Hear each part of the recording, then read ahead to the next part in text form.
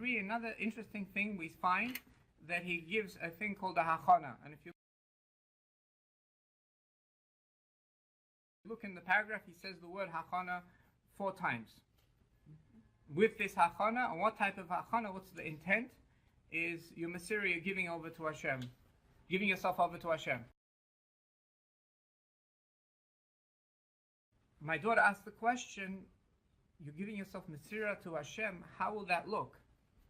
So the answer is, it's a very good question, and the answer is, when you are telling Hashem that my mind is now going to be full with your Torah, and my words are going to be your words, so you're sort of giving yourself to Hashem. You're giving like real estate. You're giving the real estate of your mind and your lips over to Hashem. That's how you're giving, that's the Masira.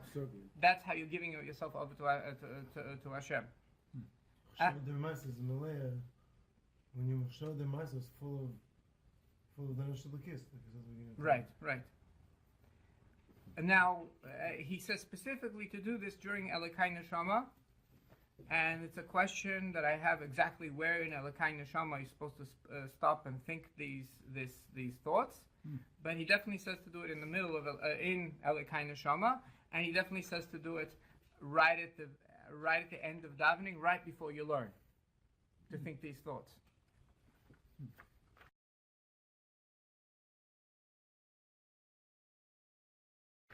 And I'm a Sefer, and in Safras, if you don't say L'Shem Kedushas mezuzah before you write, the mezuzah, even if it's a beautiful mezuzah, it's not kosher.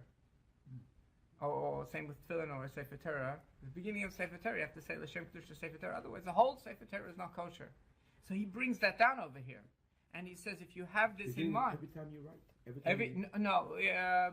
My teacher told me once, but the beginning, before you write, and at least once a year for a Sefer Torah, and every time you write a mezuzah, and every time you start writing tefillin.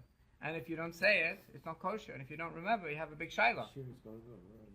So he says the same thing over here. He says, by having this machshavas, which I'm telling you to think, your Torah is going to be get it the din of lishma, of Torah lishma. Let's go to number 4. Number 4 is Kabbalah. And Kabbalah, if you look in the words, I made darker the word lifnei. The time to do this is lifnei Eisak HaTorah. Kabbalah zu. And then he says at the end, Bekat Misa, before. And it's very, very similar to the idea of hachana, of preparing yourself. Except that in Hebrew, if you analyze the word Masira means, in Gemara, means you're giving something over. And Kabbalah is exactly the opposite. You're taking in.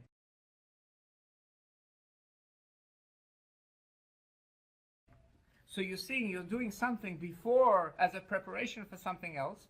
But when you take in to the extent that you're giving it yourself over, it kind of crosses over. Yeah, it definitely crosses over. We're going to see that it crosses over, but it's something very a different kavana. Specifically, it's a different kavana, and then later we're going to organize it. The next one, number 5, is Lizbeinet Mamachshavtei. Now, the main technique in Chabad is Hizbeinunus. Hizbeinunus at length. But there's also Hizbeinunus that are very short, that the Alter Rebbe gives in Tanya, and we're going to focus on the ones that are very short. There's the Tanya Perek Mem Aleph, Lizbeinet Mamachshavtei. And something different happens in Perek Mem Hey. He doesn't say Lizbeinet Mamachshavtei, he says L'orer B'machshavtei. It's different. That's not Perek Gimel. Yes, but that's at the beginning. The beginning parakim are giving you the tools to understand the tools that he's going to give later on. It's basically the building blocks. To be able to use these things, you really need to learn the whole Tanya, and most of these tools are in the mems. But he builds you up with all the information you need to know, step by step, in order for these building blocks to work. You're saying Perek Gimel is the same idea as Perek Mem Aleph? Mem Aleph is implementing. He's actually showing you how to use this as a motivational technique. In the beginning, he's telling you there will be a motivational technique, which I'm going to teach you on later on. In Mem Aleph already, he's showing you information, what to use to achieve a certain goal, to achieve the goal of Yira. At the beginning, he's just saying that this is one of our techniques that we're going to use. Now, the next one is tzir. Tzir is something that we find a number of times. The Yitzayer, the Sichlai, and then in Perek Memvav, let's turn to page 5. He says, Kol HaChizoyin, this whole vision. In Perek Memvav, he's using a visualization. In Perek Memdaled, he says, he brings this idea of Tzir Inyan Avazu.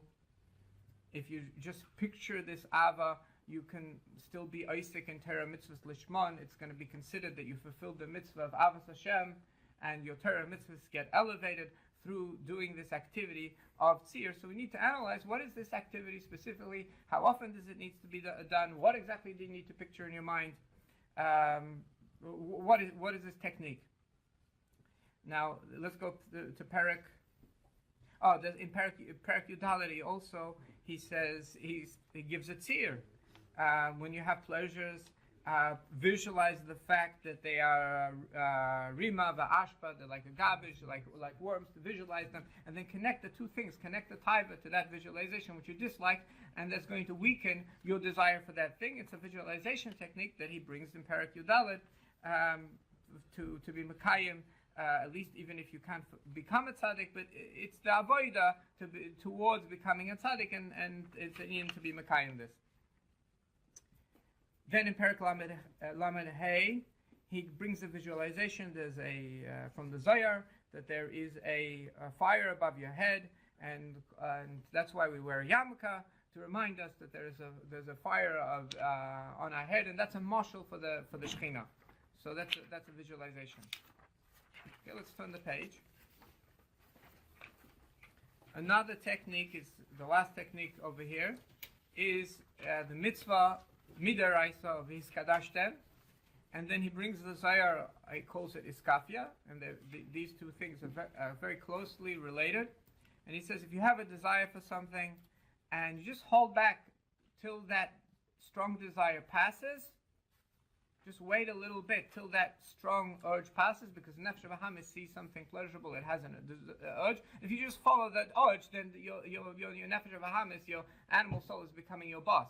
So if you feel the urge and you say, hold on, wait, and then you make your decision with Bechira, if I'm going to do this or not, so you've fulfilled the mitzvah of Hiskadashtem, and what happens, the result of that is Iskafia, the clippers get weaker in the world, and on top of that, Hiskadashtem, you get Kedusha, there's a special power that comes into you, and that's going to help you to push away the Yetzer Hara slowly, and in English we call this delayed gratification. Okay, so we've seen some words that are asking us to do something, and it's very interesting. At different times, he's asking us to do things, and let's now start to organize these things and see if they follow a certain organization. So step 2 is organization, and this is Drachim B'Avodas Hashem, and I'm not speaking about anything complicated. We're speaking about revealing the hidden love for Hashem that a person already has in their heart, and therefore all they need to do is to trigger to do certain activities that will reveal what you already have in your heart.